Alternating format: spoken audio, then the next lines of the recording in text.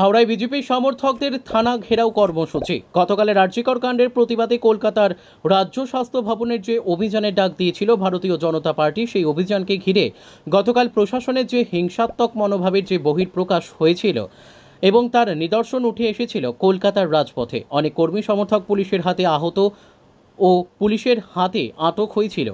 তারই প্রতিবাদে আজ রাজ্যের সমস্ত থানায় ভারতীয় জনতা পার্টির কর্মীরা ডেপুটেশন ও থানা ঘেরাওয়ের ডাক দিয়েছিল। সেই মতো আজ হাওড়ার থানাগুলিতে অবস্থান বিক্ষোভ ও থানা ঘেরাও কর্মসূচি পালন করল ভারতীয় জনতা পার্টির কর্মীরা। এই অবস্থান বিক্ষোভে কেন্দ্র করে সমস্ত থানাগুলিতে পুলিশ বাহিনী মোতায়েন করা হয়েছিল। ব্যুরো রিপোর্ট, আমাদের টিভি। আজকে আমরা তমলুক থানায় মিলিত হয়েছি ভারতীয় জনতা পার্টির 4 নম্বর মণ্ডলের পক্ষ থেকে।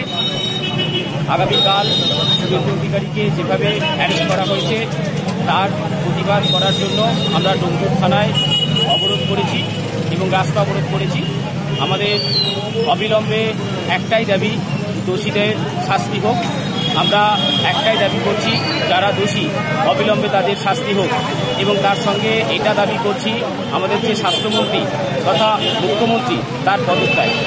এই দাবিতে আজ আমরা পথে নেমেছি এবং আগামীকাল যেভাবে আমাদের বিরোধী দলনেতা শ্রদ্ধেয় শ্রী শুভেন্দু অধিকারী তাকে যেভাবে অ্যারেস্ট করা হয়েছে তার প্রতিবাদে আমরা তমলুক থানায় বিক্ষোভ কর্মসূচি পালন করছি।